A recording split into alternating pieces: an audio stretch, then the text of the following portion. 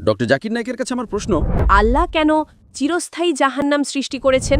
আমি আপনাকে একটা প্রশ্ন করছি, যেমন মৃতকে জীবিত করা, অন্ধকে দৃষ্টিশক্তি দেওয়া, সমস্ত বার্তাবাহক, এমনকি আমার প্রশ্ন হলো তিনি কার শক্তিতে এসব করেছিলেন? আসসালামু আলাইকুম সুপ্রিয় দর্শক বন্ধুরা, আমি যত ডক্টর জাকির নায়েক স্যারের লেকচার নিয়ে কাজ করি আমি ততই মুগ্ধ হই, কারণ তিনি যে প্রশ্নের উত্তরগুলো দেন তা সবগুলো যুক্তিযুক্ত এবং যুক্তিসঙ্গত হয়ে থাকে। আর তাকে যে প্রশ্নগুলো করা হয় সেগুলো অনেক ভালো লাগে। আসলে এই ধরনের প্রশ্নগুলো যে কিভাবে তারা মাথায় নিয়ে আসে তা আসলে আমি বুঝতে পারতাম না। তো চলুন, আজকের একটা আনকমন প্রশ্ন ছিল যে যেহেতু মহান আল্লাহ তাআলা সকলকে ভালোবাসেন, পাপী, ইমানদার এবং মুসলিম মুমিন সবাইকে ভালোবাসেন, তাহলে তিনি কেন আমাদেরকে ভালোবেসে জাহান্নামে দিতে চান? তো এই বিষয়ে এক বোন প্রশ্ন করছেন। তো মেয়েদের প্রশ্নগুলো আসলে এরকম হওয়াটাই স্বাভাবিক। তো চলুন, আসলে ডক্টর জাকির নায়েক স্যার কিভাবে তাকে বুঝিয়ে দেয় সে আলোচনাটি আমাদেরকে জানতে হবে। তো চলুন বিস্তারিত আমরা আলোচনার মাধ্যমেই দেখব এবং তাকে কিভাবে তার উত্তর দিলে যুক্তিযুক্ত তাও আমরা বুঝতে পারবো। আমরা জানি যে আল্লাহ পরম দয়ালু। আল্লাহ কি একজন ঈমানদার পাপী এবং একজন ভালো কাজ করা কাফেরকে ভালোবাসেন? যদি তাই হয় তবে আল্লাহ কেন চিরস্থায়ী জাহান্নাম সৃষ্টি করেছেন?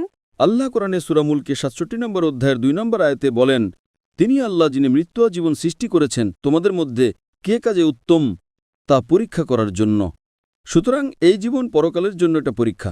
আমি আপনাকে একটা প্রশ্ন করছি, শিক্ষক কি একজন পাশ করা ছাত্রকে পছন্দ করেন নাকি একজন ফেল করা ছাত্রকে? যে পাস করে। শিক্ষক ফেল করা ছাত্রকে পছন্দ করেন না, কারণ শিক্ষক সেখানে পরামর্শ দেওয়ার জন্য ছিলেন, আর সেই ব্যক্তি মনোযোগ দিচ্ছিল না, যে শিক্ষকের কথা শুনছে না। শিক্ষক ছাত্রকে সুযোগ দেন, কিন্তু পড়াশোনা না করলে ছাত্র নিজেই ফেল করে। ঠিক সেভাবে আল্লাহ সুবহানাহু ওয়া তাআলা সমস্ত মানবজাতিকে পছন্দ করার সুযোগ দিয়েছেন। এই বিশ্বে আল্লাহ মানবজাতিকে শতাধিক সুযোগ প্রদান করেন। তুমি একটা ভুল করলে আল্লাহ তোমাকে মাফ করে দেন, তোমাকে আরেকটি সুযোগ দেন, কিন্তু মৃত্যুর পর তোমার পরীক্ষার সমাপ্তি ঘটে। যদি আপনি মুশরিক হিসেবে মারা যান, আল্লাহ ছাড়া অন্য কারোর ইবাদত করেন, অথবা আপনি কাফের হিসেবে মারা যান, তাহলে আপনার কোনো উপায় থাকবে না। সুতরাং কাফের, কোরআন বলে, আল্লাহর ন্যায় বিচারের বিরুদ্ধে কখনো আপত্তি করবে না। তারা স্বীকার করবে যে তারা ভুল ছিল, তারা শুধু আরেকটা সুযোগ চাইবে। আল্লাহ বলবেন অনেক দেরি হয়ে গেছে। তাই জীবনটা একটা পরীক্ষা, যদি ব্যর্থ হন তাহলে শাস্তি পাবেন। আশা করি প্রশ্নটা পেয়েছেন। ডক্টর জাকির নায়েকের কাছে আমার প্রশ্ন, যখন যিশু অলৌকিক কাজ করেছিলেন, যেমন মৃতকে জীবিত করা, অন্ধকে দৃষ্টিশক্তি দেওয়া, আমার প্রশ্ন হলো তিনি কার শক্তিতে এসব করেছিলেন, আল্লাহর নাকি পবিত্র আত্মার? এর উত্তর পবিত্র কোরআনেই দেওয়া আছে। আল্লাহ কোরআনে বলেছেন সূরা ইমরানের 3 নম্বর সূরার 49 নম্বর আয়াতে যে যীশু খ্রিস্ট, তার উপর শান্তি বর্ষিত হোক, তাকে বনী ইসরাঈলের কাছে একজন বার্তাবাহক হিসেবে পাঠানো হয়েছিল এবং তিনি মৃতকে জীবন দিয়েছিলেন আল্লাহর অনুমতিতে, বিইদনিল্লাহ। সমস্ত নবীরা যত অলৌকিক কাজ করেছেন, শুধু যীশুখ্রিস্ট নন, সেটা মুহাম্মদ সাল্লাল্লাহু আলাইহি ওয়াসাল্লাম হন, যীশুখ্রিস্ট হন বা মুসা আলাইহিস সালাম হন, সব অলৌকিক ঘটনাই সর্বশক্তিমান ঈশ্বরের দ্বারা সংঘটিত হয়েছে। তাই যখন যিশু মৃতকে জীবন দিয়েছিলেন, কোরআন বলে যে তিনি বলেছিলেন বিইদনিল্লাহ, অর্থাৎ আল্লাহ সুবহানাহু ওয়া তাআলার নামে জেগে ওঠো। যখন তিনি জন্মান্ধ এবং কুষ্ঠরোগীকে সুস্থ করেছিলেন, সেটাও তিনি আল্লাহ সুবহানাহু ওয়া তাআলার নামেই করেছিলেন। সমস্ত বার্তাবাহক, এমনকি মুসা আলাইহিস সালাম যখন সমুদ্রকে বিভক্ত করেছিলেন, সেটাও তিনি আল্লাহ সুবহানাহু ওয়া তাআলার সাহায্যেই করেছিলেন।